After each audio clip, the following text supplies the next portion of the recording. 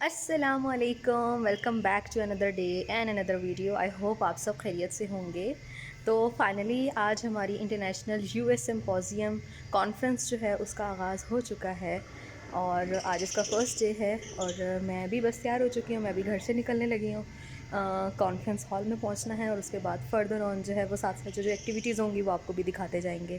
अगर कैमरे की रिस्ट्रिक्शन ना हुई तो साथ साथ जो चीज़ें होंगी वो आप लोगों को मिलती रहेंगी।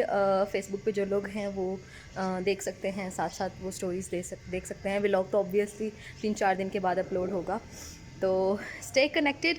आज देखते हैं क्या क्या एक्टिविटीज़ हैं हमारे पास और ये इंटरनेशनल कॉन्फ्रेंस किस लेवल तक हमें लेकर जाती है। Stay connected.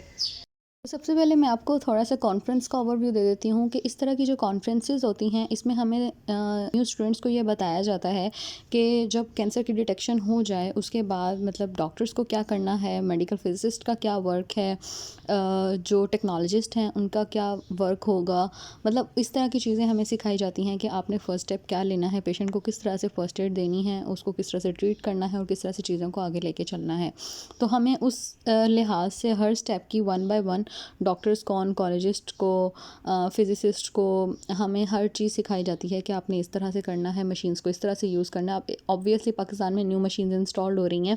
अब ऐसा नहीं है, अभी अगर आपके पास या आपके इर्द गिर्द फैमिली में कहीं पे भी कैंसर डिटेक्ट होता है तो ऐसा नहीं है कि उसका ट्रीटमेंट नहीं हो सकता। उसका ट्रीटमेंट बिल्कुल हो सकता है क्योंकि हमारे पास बहुत ज़्यादा एडवांस मशीनरी आ चुकी है।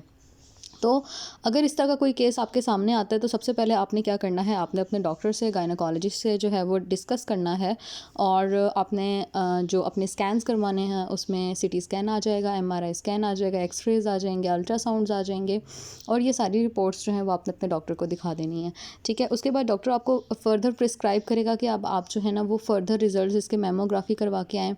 ठीक है, और मेमोग्राफी में जो है ना वो एग्जैक्ट पता चल जाता है कि ट्यूमर क्या है, किस तरह का है, और सिटी स्कैन में बहुत ज़्यादा क्लियर हो जाता है। अब सिटी स्कैन बहुत अच्छी क्वालिटी के आ चुके हैं जहाँ पे हमें आइडिया हो जाता है कि कैंसर की क्या कंडीशन है। ठीक है, तो अब मैं आपको बताती हूँ कि बेसिकली प्रोसेस क्या होता है जब कैंसर डिटेक्ट हो जाता है। तो फर्स्ट स्टेप ये होता है कि कैंसर की जो स्टेज है वो क्या है, कैंसर किस स्टेज का डिफ़ाइन हुआ है। तो जब कैंसर की स्टेज डिफ़ाइन हो जाती है तो फिर डॉक्टर प्रिस्क्राइब करता है कि पहले इसकी कीमोथेरेपी होनी है या फिर इसको सर्जरी की तरफ लेकर जाना है। कुछ लोगों की जो है वो कीमोथेरेपी पहले स्टार्ट कर दी जाती है और उसके 5-6 सेशंस के बाद जो है वो सर्जरी की जाती है, और कुछ अगर ट्यूमर का साइज़ बड़ा है तो सबसे पहले सर्जरी करना ज़रूरी हो जाता है। तो सर्जरी के बाद कीमोथेरेपी की जाती है। ठीक है, कीमोथेरेपी के साथ ही कुछ ऐसी जगह होती है जहाँ पे थेरेपी नहीं हो सकती, तो वहाँ पे ब्रैकीथेरेपी के थ्रू जो है ना वो रेडिएशंस करवाई जाती हैं। तो इसके बाद फर्दर स्टेप क्या होता है कि रेडिएशंस करवाई जाती हैं। अब रेडिएशंस के अंदर क्या होता है कि हम फिजिसिस्ट का क्या काम होता है, हम लोगों को डॉक्टर जो है वो सिटी स्कैन के जो स्कैन्स हैं वो हमें सेंड कर देते हैं और हम उसके थ्रू जो है वो प्लानिंग करते हैं। हम लोग डिफ़ाइन करते हैं कि कितनी बीम्स हमने फॉल करवानी है, इस पेशेंट को किस तरह से ट्रीट करना है, इसके कितने सेशंस होंगे, इस तरह कैसा सेशन हम अरेंज करें कि पेशेंट को बहुत कम से कम नुकसान हो और ज़्यादा से ज़्यादा उसका ट्रीटमेंट किया जा सके। मतलब हेल्दी ऑर्गन्स को नुकसान ना हो, सिर्फ ट्यूमर ही डिस्टर्ब हो। अदरवाइज़ पहले जो मशीनरीज थी उसमें ऐसा होता था, उस मशीन का मैं आपको नाम बता देती हूँ कि कोबाल्ट पहले बहुत ज़्यादा यूज़ होती थी।